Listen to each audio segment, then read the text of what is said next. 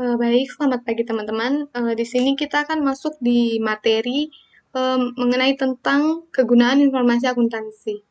Nah, mari kita simak baik-baik materi yang telah saya siapkan. Yang pertama itu, informasi akuntansi memiliki kegunaan bagi berbagai pihak, antara lain sebagai alat perencanaan, pengendalian kegiatan perusahaan, dan dasar pembuatan keputusan bagi pimpinan. Yang kedua, sebagai laporan yang dapat dipertanggungjawabkan. Nah, maksudnya ya, sebagai laporan yang dapat dipertanggungjawabkan itu, informasi akuntansi itu harus bersifat real, nyata, tidak dapat direka-reka, karena akan dipertanggungjawabkan kepada pihak di luar perusahaan, seperti pemerintah. Terus ada lagi pihak-pihak yang memerlukan informasi akuntansi. Yang pertama itu pihak internal atau pemimpin perusahaan atau manajer. Nah, manajer itu sangat memerlukan informasi akuntansi digunakan untuk menyusun perencanaan dan pengawasan terhadap operasional perusahaan atau jalannya perusahaan. Terus mengevaluasi kemajuan yang dicapai dalam usaha mencapai tujuan dan melakukan tindakan koreksi yang diperlukan. Terus ada juga pihak eksternal. Nah, pihak-pihak eksternal itu terdiri dari atau eh, calon investor. Nah, para investor itu memerlukan penanaman modal dalam suatu perusahaan dengan tujuan untuk mendapatkan bagian laba. Nah, investor itu memerlukan informasi akuntansi untuk membantu mereka apakah harus membeli atau menjual investasi tersebut. Nah, yang kedua itu karyawan. Karyawan itu eh, memerlukan informasi akuntansi untuk melihat apakah perusahaan dapat membayarkan gajinya, memberikan tunjangan, dan memberikan lapangan kerja. Begitu. Nah, yang ketiga, pemberi pinjaman atau bank. Nah, bank itu memerlukan informasi akuntansi perusahaan untuk melihat apakah eh, perusahaan dapat membayarkan pinjaman yang diberikan bank kepada perusahaan. Terus yang keempat itu pemasok atau kreditur lainnya. Nah, pemasok atau kreditur lainnya itu terdiri dengan tertarik dengan informasi akuntansi yang memungkinkan mereka untuk memutuskan apakah jumlah yang terutang akan dibayarkan pada saat jatuh tempo.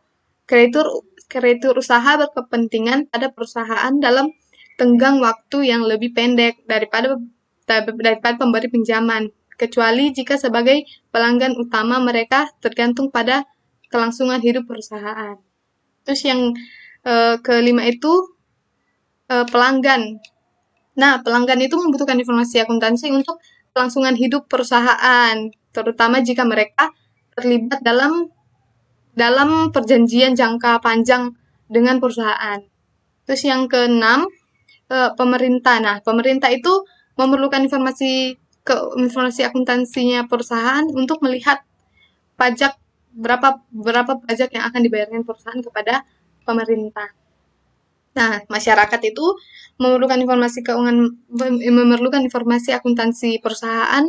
Biasanya itu perusahaan memengaruhi masyarakat dengan berbagai cara. Di antaranya itu perusahaan dapat memberikan kontribusi yang berarti pada perekonomian nasional, termasuk jumlah orang yang dipekerjakan dan perlindungan kepada penanaman modal domestik. Begitu. Nah, itu pihak eksternal itu pihak-pihak eksternal perusahaan yang membutuhkan informasi akuntansi. Terus ada bidang spesialisasi akuntansi. Nah, bidang-bidang spesialisasi akuntansi itu yang pertama itu akuntansi keuangan atau akuntansi umum atau financial accounting. Nah, akuntansi keuangan itu adalah akuntansi yang kegiatannya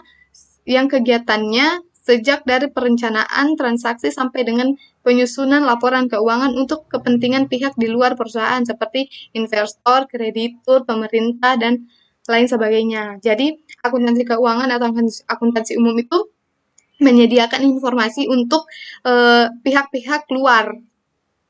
Terus ada akuntansi manajemen atau manajemen accounting. Nah, manajemen accounting itu eh, adalah akuntansi yang meliputi segala kegiatan di dalam perusahaan dan membantu manajemen perusahaan untuk pertimbangan pengambilan keputusan. Jadi, akuntansi manajemen itu berkaitan dengan keputusan-keputusan yang akan diambil manajer ke depannya. Nah, jadi seperti itu penjelasan-penjelasan dari materi kita hari ini. Jika ada pertanyaan, silahkan disampaikan. Semoga kalian bisa memahami materi yang telah saya sampaikan. Terima kasih.